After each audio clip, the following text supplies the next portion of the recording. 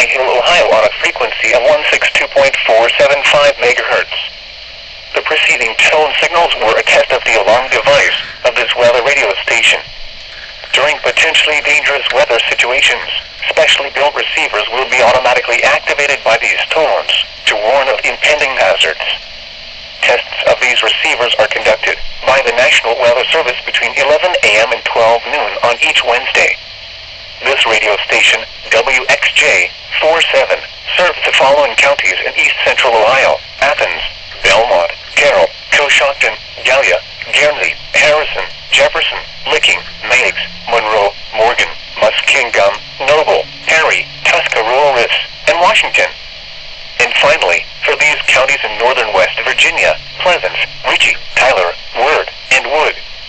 The National Weather Service now returns to the regular broadcast